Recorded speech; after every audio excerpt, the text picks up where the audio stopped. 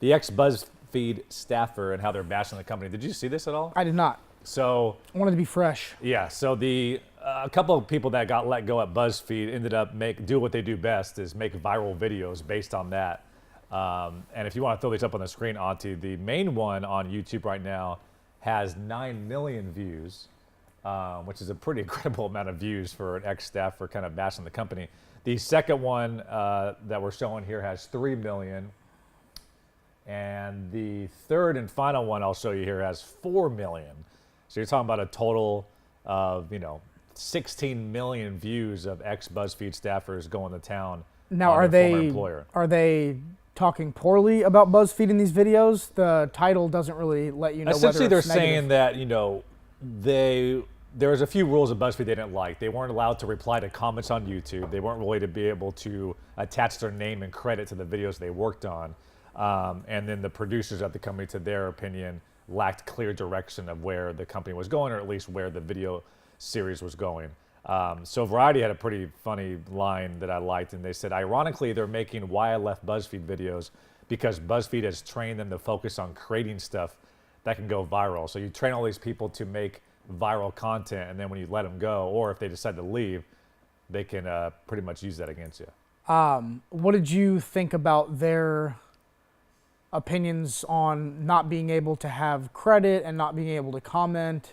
Is that fair? Well, it leads into the segment we'll do a little bit later in the show, the gig economy. I just think right now, if you're asked to create a YouTube channel, create a TV series, after a little bit of time, I think you start to get a little protective of that series. You want more credit.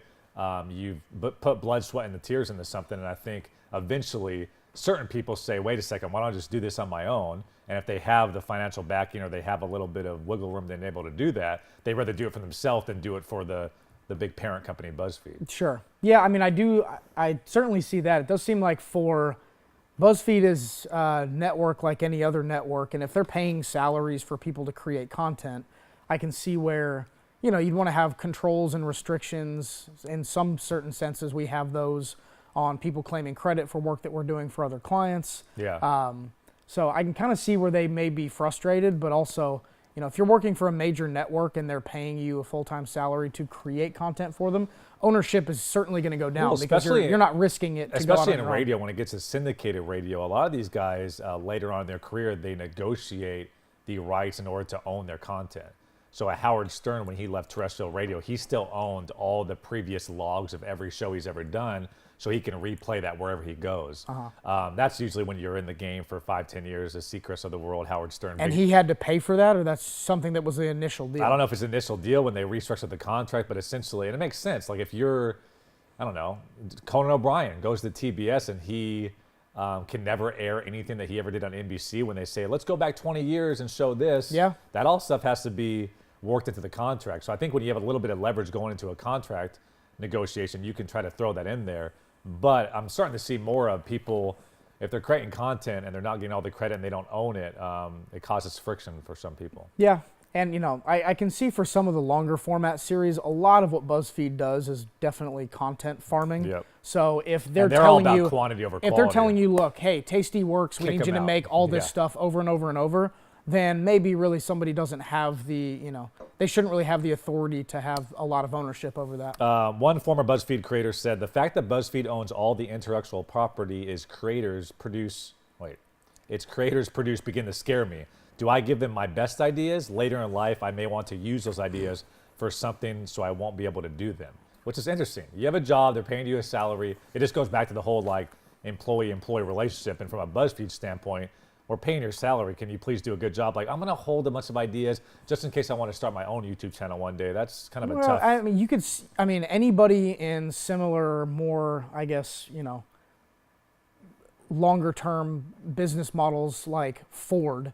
Do I want to develop the nicest car for Ford, or should I save these ideas and start my own car company, or Google or Intel? So your point there's is a lot of every people that are business is creators that are on salary to create something, but if you're at Pfizer and you say, maybe I'll save my best drug, ideas for when I start my own pharmaceutical company, they own your intellectual property while they're there and they're compensating you. If it's not enough, then definitely leave. So if you feel like you have all these concepts that you can today leave and go start, of course. But I don't think BuzzFeed is specifically in some sort of weird market where that's the case. There's a lot of creative or intellectual property type positions that people probably feel the same way. Yeah, and then finally, if you're at BuzzFeed though, and 10 of your employees leave and all create these viral videos that amass to almost 20 million views, do you care?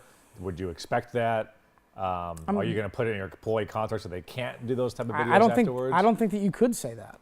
Now, if you couldn't go out and say, hey, this is tasty, because they own that, and maybe there's some way of saying, here's how the videos And it's a come out. brilliant move for them if they want to go on their own and create their own channels, and they have this following to create their own channel and start with this bombshell, which is, it goes viral and there's going to be PR around it. So it's smart if they want to start their own channel. Which And I mean, only so many of them are going to be able to come out of the gate getting 2, 3, 9 million views that could potentially then replace their previous income. Yep. But to be able to go in and crank all day, every day, and know that there's a paycheck, but it's very hit or miss, in the content game. So out of everybody that leaves BuzzFeed to start their own mini BuzzFeed, I would say a small percentage will be able to replace their And my last thought on this is I think this is going to be something you're going to see a lot more often, especially bigger companies, especially if they have to do layoffs. ESPN, the 100 staffers, on-air personalities, that's a network. That's a network, but I think a lot of those, they can't take another job if they want to get their contract paid out. But